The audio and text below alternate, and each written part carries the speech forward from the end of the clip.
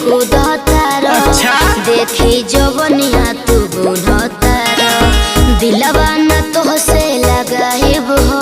काहे हो? हमारे बारे में खाली पूछतार। ओहो बुझलो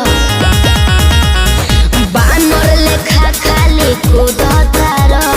देखी जवनिया तू बुनतार। दिलवा न तोहसे लगाइब हो। हमारे बारे में खाली पूछतार। कहीं भाव खा इतना न काम चली हो। उसे दिलवा लगाई भी है ठान लेनी हो। मोर साली का? मोर साली न इतना तू भाव खा हो। मोर साली पहले ही बेरिया में बस गईलू। दिल के भीतरिया में धस गईलू। ललका लहंगवा दिल ले गईल। का? कारी रे अखिया दिल ले गईल।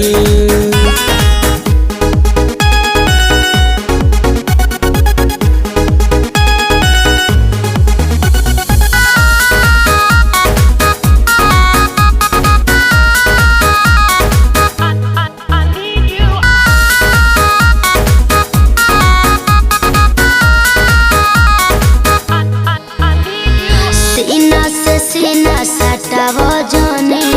भीतर के आगे बढ़ाव जाने। पूरा बरतिया मावाले बहो। हमसे न तोहर बतिया बने।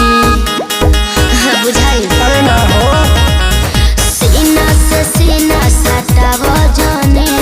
भीतर के आगे बढ़ाव जाने। पूरा बरतिया मावाले बहो। हमसे न तोहर बतिया बने। पवन भैया के जैसे पागल